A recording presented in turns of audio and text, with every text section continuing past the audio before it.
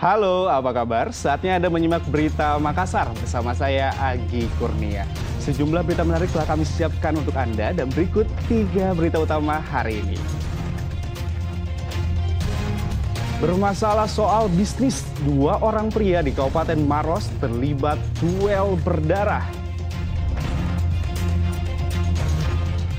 Seorang guru yang menganiaya muridnya dan mengakibatkan kepala korban mendapatkan 11 jahitan di Bulukumba ditetapkan menjadi tersangka.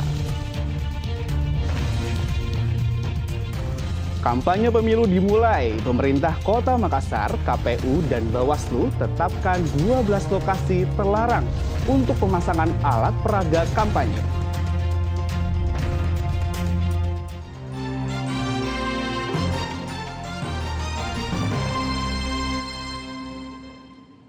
Video duel berdarah antara sesama anggota LSM menggunakan senjata tajam terjadi di Kabupaten Maros viral di media sosial. Motif peristiwa tersebut karena cekcok terkait urusan bisnis.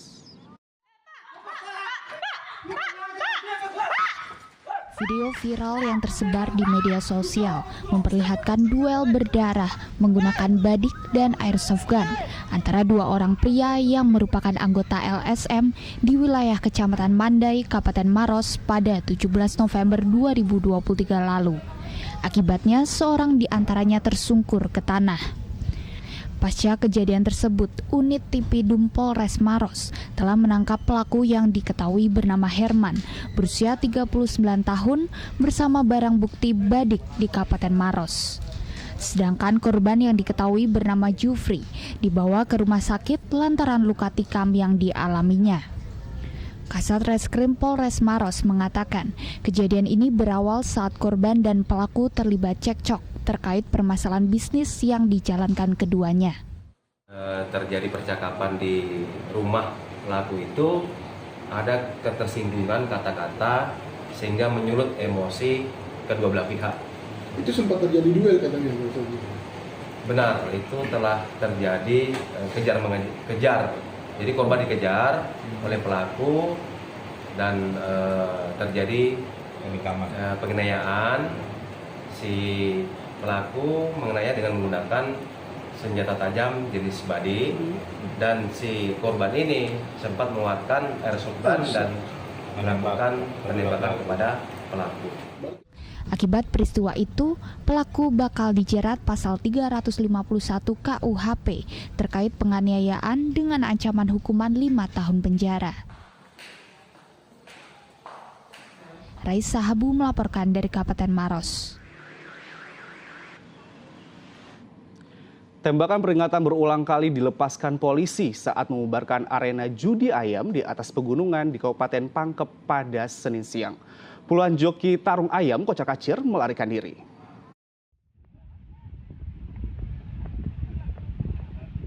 Lokasi judi sabung ayam ini berada di atas gunung di Kecamatan Mandalay, Kabupaten Pangkep. Aktivitas ini pun membuat resah warga yang berada tidak jauh dari lokasi.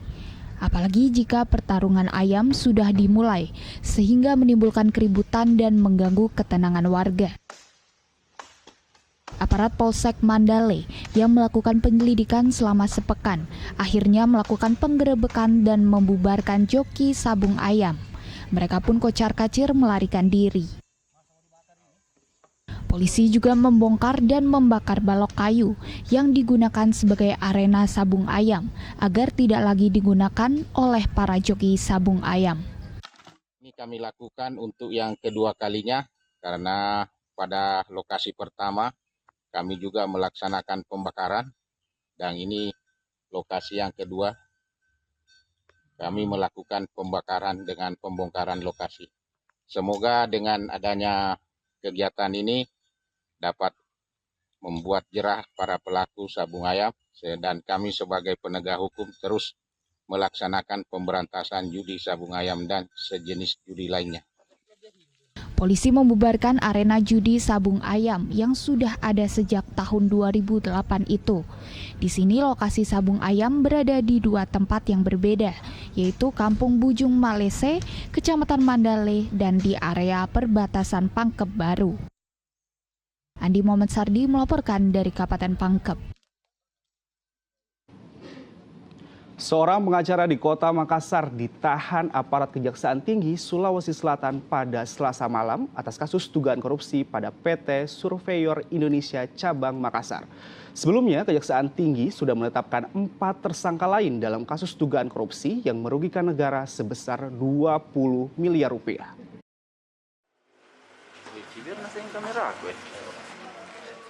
Seorang pengacara asal Kota Makassar berinisial JH digiring petugas kejaksaan yang dikawal aparat kepolisian. Ia berulang kali berkata bahwa dirinya tidak bersalah saat digelandang naik ke mobil tahanan Kejaksaan Tinggi Sulawesi Selatan untuk dibawa ke rutan kelas 1 Makassar.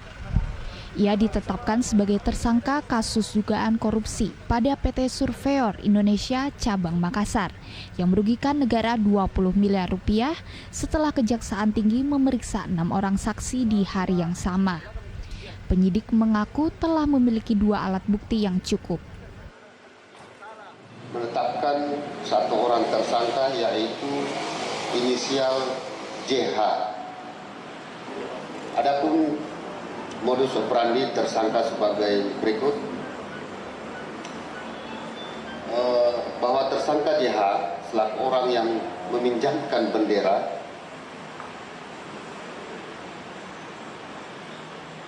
pada PT Basista Timur dari tersangka MRU selaku Direktur Utama PT Basista Timur yang telah ditetapkan terlebih dahulu dan ditahan, bekerjasama dengan ATL selaku Junior Officer PT Surveyor Indonesia Cabang Makassar. Dengan tambahan tersangka baru ini, dengan demikian Kejaksaan Tinggi Sulawesi Selatan telah menetapkan 5 orang tersangka. Mereka ditahan di rutan kelas 1 Makassar untuk mempertanggungjawabkan perbuatannya. Raisa Habu melaporkan dari Makassar. Puluhan warga mendatangi kantor PLN untuk memprotes pemadaman listrik bergilir di Kota Parepare. Selama ini, pemadaman listrik bergilir sudah berlangsung selama 2 bulan terakhir dengan durasi 4 jam setiap hari.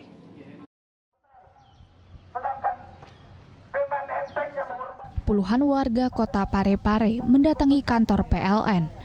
Masa berusaha memasuki kantor PLN untuk memprotes pemadaman listrik secara bergilir yang sudah berjalan selama 2 bulan terakhir dengan durasi 4 jam setiap hari. Masa menilai kebijakan pemadaman listrik bergilir di Kota Parepare merugikan masyarakat. Ada kejelasan dan jawaban dari PLN mengenai pemadaman bergilir yang kurang lebih sudah 2 bulan dirasakan oleh masyarakat Parepare dan sekitarnya. Kita terkhusus ke masyarakat Parepare. Yang kita bawa sebenarnya ke sini keresahan dan kemarahan masyarakat Parepare yang tidak bisa tersampaikan, yang tidak bisa mereka sampaikan langsung kepada PLN. Yang berikutnya, kami juga mengharapkan PLN harusnya sudah memprediksi keadaan ini dengan mempersiapkan pasokan energi cadangan berupa energi terbarukan, berupa panel surya dan lain sebagainya untuk menghadapi hal-hal yang demikian.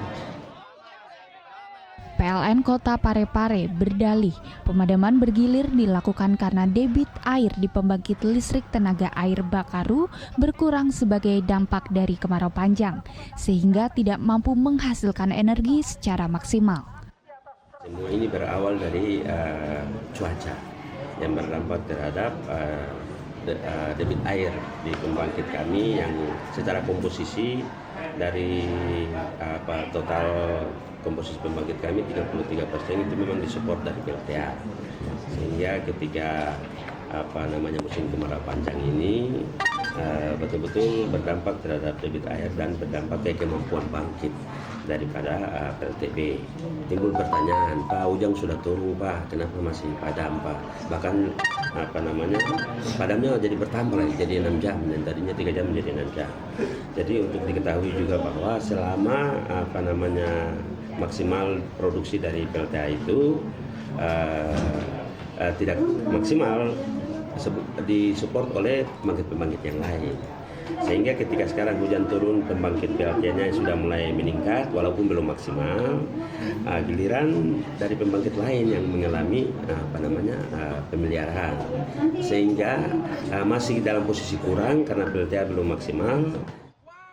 Warga berharap pemadaman listrik bergilir yang terjadi sejak 2 bulan terakhir dapat segera diatasi. Suardi Gatang melaporkan dari Kota Parepare. Sementara itu, sebuah kantor bank di Kota Makassar Selasa malam nyaris terbakar akibat ruang tempat penyimpanan gardu listrik meledak dan terbakar. Peristiwa ini terjadi usai terjadi pemadaman listrik bergilir. Ruangan tempat gardu listrik di lantai dasar Bank BCA di Jalan Boulevard, Kecamatan Panakukang, Kota Makassar terbakar pada Selasa malam.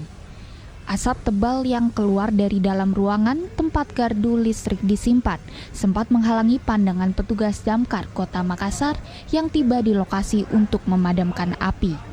Menurut petugas pemadam kebakaran, api pertama kali muncul setelah listrik menyala, usai pemadaman listrik bergilir oleh PLN. Sempat terdengar suara ledakan dan keluar asap tebal dari dalam ruangan tempat gardu listrik tersebut disimpan. Jadi habis mati lampu, kemudian menyala, ya itu akibatnya langsung meledak. Adanya pemadaman listrik Pak ya? Ya, pemadaman. Terus ini kendala yang dihadapi tadi ini ada kendala Pak? Jadi tadi tidak ada kendala, Ya.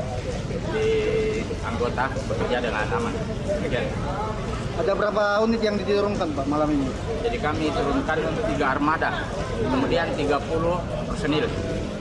Beruntung petugas segera tiba di lokasi, sehingga api tidak sempat menjalar ke ruangan lain. Api dapat dipadamkan setelah petugas damkar Kota Makassar menurunkan 3 unit armada ke lokasi kebakaran. Raisa Habu melaporkan dari Makassar.